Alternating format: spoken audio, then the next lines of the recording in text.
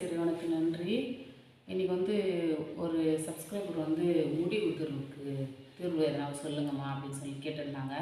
சரி, அவங்களுக்கு ஃபஸ்ட்டு நம்ம பார்க்கலாம். முடி உதிர்வுக்கு ரொம்ப ரொம்ப முக்கியமான விஷயம், வாரத்தில் 2 நாள் எண்ணெய் தேய்ச்சி தலை குளிக்கணும், நல்லெண்ணெய் தேய்ச்சி குளிக்கணும் கம்பல்சரி. அந்த காலத்துலலாம் தனியாக ஏர் பேக்கெல்லாம் யாரும் போட்டுன்னு இல்லை, சேகா போட்டு குளிப்பாங்க தலைக்கு. அதுக்கப்புறமா வந்துட்டு வாரத்தில் 2 நாள் நல்லெண்ணெய் தேய்ச்சி குளிப்பாங்க, அவ்வளோதான். இதுக்குன்னு தலைக்கு முடிக்குன்னு ஸ்பெஷலாக எதையுமே செஞ்சதே இல்லை. அவங்களா வந்து உள்ளே வந்து ஃபுட்டு வந்து எந்த ஜங்க் ஃபுட்டும் எடுத்துக்க மாட்டாங்க. அதுக்கு நம்ம திரும்ப பழையபடி மாறினா மட்டும்தான் நம்மளுக்கு அது தீர்வே கிடைக்கும். ஃபஸ்ட்டு என்ன பண்ணுங்கள், வாரத்தில் 2 நாள் நல்லெண்ணெய் தேய்ச்சி குளிங்க. சத்து மாவு கஞ்சி குடிங்க. ப்ரோட்டீன் கண்டிப்பாக முடிக்கு தேவை. சத்து மாவு கஞ்சி குடிங்க. இப்போது வெயிட் லாஸ் பண்ணணும்னு நினைக்கிறவங்க சத்து மாவு கஞ்சியை குடிக்க வேண்டாம். அப்படி குடிச்சிங்கன்னா வெயிட் வந்து கெயின் ஆகிடும். ஃபுட்டு எடுத்துக்காதீங்க. இப்போ காலையில் வந்து ஒரு 8 மணிக்கு சத்து மாவு கஞ்சி குடிக்கிறீங்களா, அதோடு வேறு எதுவுமே இட்லி தோசை புளி பொங்கல் எதுவுமே சாப்பிடக்கூடாது. அதோடு லஞ்சு தான் சாப்பிடணும், நடுவில் எதையுமே சாப்பிடக்கூடாது. நீங்கள் சத்து மாவு கஞ்சியும் குடிச்சிட்டு அதுக்கப்புறமா வந்து வேறு ஃபுட்டு சாப்பிட்டீங்கன்னா பயங்கரமாக வெயிட் போட்டுருவீங்க. அதனால் வந்து சத்து மாவு கஞ்சி குடித்தா வேறு எதுவும் சாப்பிடாதீங்க. இந்த நட்ஸு ட்ரை ஃப்ரூட் ஜூஸ் குடிங்க. அதுக்கப்புறம் கருவேப்பிலை ஜூஸ் குடிங்க, பேர்க்கங்காய் ஜூஸ் குடிங்க. இந்த அதுக்கப்புறமா வந்து இயற்கையாக கீரைகள் காய்கறிகள் அதிகமாக எடுத்துக்கோங்க. பழங்கள் நல்லா சாப்பிடுங்க. ஜங்க் ஃபுட்டை தயவு செஞ்சு ஒதுக்கிடுங்க. அதுக்கப்புறமா மூலிகை எண்ணெய், இப்போ எல்லாருமே வந்து எண்ணெய் தேய்ச்சி காய்ச்சி கொடுத்துன்னு இருக்காங்க இல்லையா, நாங்களும் காய்ச்சி கொடுத்துன்னு தான் இருக்கோம்.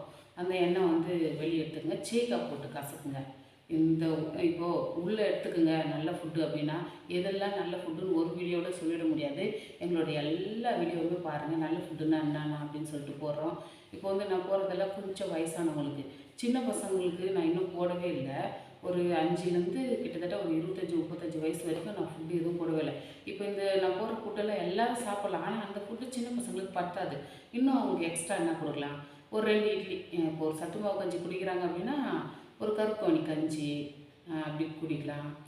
ஒரு கருப்புக்கவுனி இட்லி, ஒரு 2 இட்லி சாப்பிட்லாம். கூடவே சத்து மாவு கஞ்சி எடுத்துக்கிறாங்க, இல்லை ஒரு ஏதாவது ஒரு க்ரீன் ஜூஸ் எடுத்துக்கிறாங்கன்னா கருப்புக்கவுனி இட்லி எடுத்துக்கலாம். கருப்புக்கவுனிலே பொங்கல் எடுத்துக்கலாம். பாரம்பரிய அரிசியில் கொழுக்கட்டை சாப்பிட்லாம். வேறு என்னென்னாவும் கலந்து சாப்பிட்ணும். அதெல்லாம் வந்து அருண் வந்து இப்போ 10th இல்லை, 10th முடிஞ்சு லீவில் சின்ன பசங்களுக்கு என்னென்னலாம் சாப்பிட்லான்னு சொல்லிட்டு நான் வீடியோ போடுறேன். இப்போ நம்ம சமைச்சாலும் நம்ம சாப்பிட போகிறது இல்லைல்ல, இப்போ அவனுக்கு கொடுத்து நம்ம வந்து சாப்பிட வைக்கலாம்ல.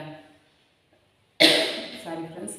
அதனால் வந்து ஒரு 10th லீவ் அப்போ கண்டிப்பாக நான் இதுக்கான வீடியோ போடுறேன். சின்ன பசங்களாம் எப்படி ஹெல்த்தியாக இருக்கிறதுக்கு என்னென்ன ஃபுட்டுலாம் கொடுக்கலாம். இப்போ நான் கொடுத்துன்னு இருக்க ஃபுட்டு சின்ன பசங்களுக்கு சுத்தமாக பத்தவே பத்தாது. அதையே சேர்த்து கொடுக்கலாமே தவிர இந்த ஃபுட்டு மட்டுமே சின்ன பசங்களுக்கு கொடுத்தா ரொம்ப அப்படியே லீன் ஆகிடுவாங்க.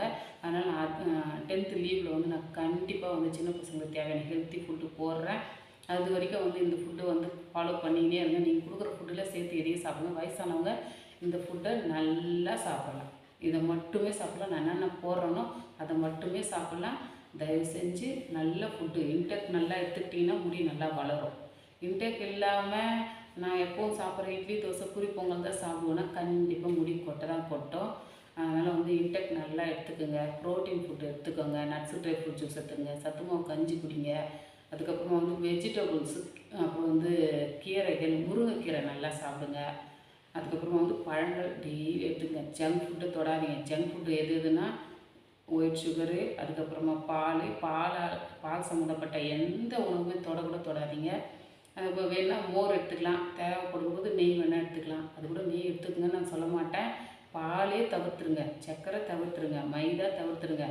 அதுக்கப்புறமா வந்து பேக்கரி உணவு தவிர்த்துருங்க. எல்லா ஸ்வீட்ஸும் மைதாவால் செஞ்ச எந்த ஸ்வீட்ஸும் தொடவே தொடாதீங்க. ரீஃபைண்ட் ஆயிலை தொடாதீங்க. வெள்ளையாக இருக்கிற எந்த உணவுப் பொருளுமே தொடாதீங்க. பாரம்பரிய அரிசிக்கு மாறுங்க. காய்கறி நல்லா சாப்பிடுங்க, பழங்கள். இதெல்லாம் பண்ணாதான் உடம்பு இருக்கிற முடி உதிர்வு மட்டும் ஒரு பிரச்சனை மட்டும் தராது, தலையிலேருந்து கால் வரையும் இருக்கிற எல்லா பிரச்சனையுமே தீரும்.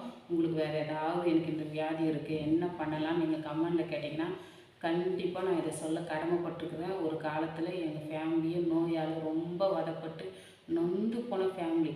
இன்றைக்கி நாங்கள் வந்து சுகமாக ஆரோக்கியமாக இருக்கிறோமா, அதை அப்படியே முழுமையாக இந்த உலகத்துக்கு சொல்லணும் அப்படின்றதுக்காக மட்டும்தான் நான் வந்து இந்த வீடியோவே போட்டுன்னு இருக்கேன். இல்லை வீடியோ போட்டுன்னு அவசியமே எனக்கு கிடையாது. தயவு செஞ்சு ஆரோக்கியமான வீடியோ நான் தொடர்ந்து போட்டுன்னே இருக்கேன். நீங்கள் பார்த்து பயனடைங்க. நீங்கள் பயனடைறது மட்டும் இல்லாமல் அடுத்தவங்களுக்கு ஷேர் பண்ணுங்கள், கமெண்ட் பண்ணி சப்ஸ்கிரைப் பண்ணுங்கள். அந்த நீங்கள் கொடுக்குற சின்ன கமெண்டு, அதுக்கப்புறமா அந்த லைக் தட்டுறீங்க பார்த்தீங்களா, அதுதான் எனக்கு சந்தோஷத்தை கொடுக்குமே, வேறு எதுவுமே கிடையாது. நீங்கள் வந்து என்னை என்கரேஜ் பண்ணிங்கன்னா இன்னும் நான் நிறைய வீடியோ ஆரோக்கியத்துக்கான வீடியோ உங்களுக்கு நான் தொடர்ந்து போடுறேன். ஜங்க் ஃபுட்டை தயவு செஞ்சு தவிர்த்துருங்க, நல்ல உணவுக்கு மாறுங்க. நீங்கன்னா எல்லோரும் எப்போ பாரு ஜங்க் ஃபுட்டை தவிர்த்துருங்க, ஜங்க் ஃபுட்டை தவிர்த்துருங்க, நல்ல உணவுக்கு மாறுங்க அப்படின்னு சொல்கிறீங்களா? எங்களால் ஒரே ரீதியால் நல்ல உணவுக்கு மாற முடியாது, நல்ல வாழ்க்கை முறைக்கு, ஆரோக்கியமான வாழ்க்கை முறைக்கு மாற முடியாது அப்படின்னு சொல்கிறீங்களா? நான் ஆரோக்கியமான வாழ்க்கை முறைக்கு மாறினால் ஒழிய நமக்கு நல்ல காலம் பிறக்கவே பிறக்காது. இப்போ ஒரு 100 வருஷத்துக்கு முன்னாடி வரைக்கும் எப்படி இருந்தாங்க எல்லாருமே? ஒரு கிழவன் கூட ரோட்டில் வந்து வயசானவங்க சூப்பராக நல்லா வேலை செய்வாங்க, மூட்டை தலையில் தூக்கின்னு போவாங்க. ஆனால் நம்மளால் ஒரு சின்ன வெயிலில் இப்போ ஒரு மத்தியானம் கடைக்கு போவான்னு பசங்களை சொல்லி பாருங்கள், ஐயோ வெயில் நான் போக மாட்டேன், வெயில் பட்டாலே ஆவாதான் அப்படி சொல்லிடுறாங்க. அதனால் தயவு செஞ்சு ஆரோக்கியமான வாழ்க்கை முறைக்கு மாறணும். அது வந்து 1 2 முதல்ல இந்த உலகத்தில் ஆரோக்கியமான வாழ்க்கை முறை என்னன்னு தெரிஞ்சுக்கிட்டே நம்மளுக்கு 100 வருஷம் ஆச்சு. இப்போ தான் வீடியோவில் எல்லோரும் யூடியூப் வந்து வீடியோ போட்டுன்னே இருக்கிறாங்க. நல்ல விஷயம் நம்மளுக்கு கிடைக்கிறதே நம்ம கடவுள் ஏதோ நம்ம செஞ்ச புண்ணியம் தான்.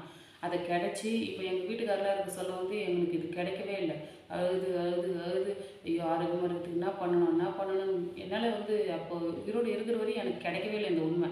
இறந்த பிறகு தான் எனக்கு கிடைச்சிது. எனக்கு கிடைச்ச உண்மை இந்த உலகத்தில் எவ்வளோ பேர் அழுதுன்னு இருப்பாங்க நோயால்.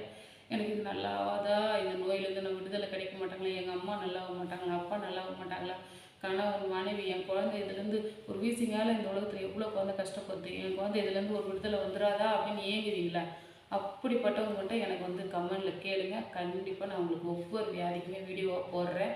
நீங்கள் எனக்கு வந்து ஃபோன் நம்பரும் கொடுக்குறேன். நீங்கள் வந்து ஏதாவது தனிப்பட்ட முறையில் கூட எனக்கு இந்த வியாதி இருக்குது, இதை எப்படி வந்து தீர்க்கிறது அப்படின்னு சொல்லிட்டு கேட்டிங்கன்னா கண்டிப்பாக நான் உங்களுக்கு சொல்ல கடமைப்பட்டுருக்குறேன். இந்த உலகத்தில் இருக்கிற ஒவ்வொரு மனுஷங்களுமே ஆரோக்கியமாக இருக்கணும். அது மட்டும்தான் என்னுடைய நோக்கமே. அதுக்காக மட்டும்தான் இந்த சேனலை நான் வந்து ஓப்பன் பண்ணியிருக்கிறேன். தயவு செஞ்சு உங்களுக்கு என்ன குறையோ அதை வந்து நீங்கள் கமெண்டில் கேட்டிங்கன்னா நான் உங்களுக்கு வீடியோவாக போடுறேன். ஒரே நாளில் வந்து நம்ம மாறிடவே முடியாது. இப்போது இந்த கெட்ட உணவுகள்லாம் வரத்துக்கே நம்மளுக்கு வந்து இவ்வளோ வருஷம் ஆச்சுல்ல. நல்ல உணவுக்கு மாறுறதுக்கு கிட்டத்தட்ட ஒரு 100 ப்ரொசீஜர் இருக்குதுன்னு வச்சுங்களேன். இப்போ விடியற் காலை எந்திரிக்கணும், 9 to 10க்குள்ளே தூங்க போயிடணும்னு ஒரு ரூல் இருக்குல்ல. எப்போ தூங்கணும், எப்போ எந்திரிக்கணும். அதே மாதிரி 100 ப்ரொசீஜர் இருக்குது நல்ல வாழ்க்கையில் இருக்குது கற்றுக்கிறதுக்கு. அது எல்லாத்தையும் ஒரே நாளெல்லாம் வந்து நம்ம பண்ணிட முடியாது. கொஞ்சம் கொஞ்சமாக ஒரு 10 முதல்ல ஃபாலோ பண்ணுங்கள், 5 ஃபாலோ பண்ணுங்கள், அதுக்கப்புறம் இன்னொரு 5 சேருங்க. ஒன்று ஒன்றா ஆட் பண்ணி இந்த உலகத்தில் இருக்கிற ஒவ்வொரு மனுஷங்களுமே ஆரோக்கியமாக மாறிடலாம். எல்லாருமே நல்ல வாழ்க்கை தான் வாழலாம். எல்லாருமே இப்போது ஃபஸ்ட்டு நம்ம வந்து ஒரு வீட்டுக்கு எங்கே போனாலும் ஃப்ரிட்ஜு ஃபுல்லாக மாவு வச்சு தோசை ஊற்றி போட்டுடுறாங்களா? இட்லி ஒரு 100 வருஷத்துக்கு முன்னாடிலாம் இட்லி மாவு தோசை மாவுலாம் இருந்தது. அப்படிலாம் ஒன்று இருந்துச்சா? எங்கேயுமே இல்லை. ஃபஸ்ட்டு ஹோட்டலில் இட்லி ஒன்று வந்தது. இட்லி வந்த உடனே அதை என்ன பண்ணாங்க, குழந்தைங்களுக்கு ஒரே ஒரு இட்லி 2 இட்லி மட்டும் மாவு வச்சு செய்ய முடியாது குடும்பத்துக்கேன்னு சொல்லிட்டு ஃபஸ்ட்டு ஹோட்டலில் போய் வாங்க ஆரம்பித்தாங்க.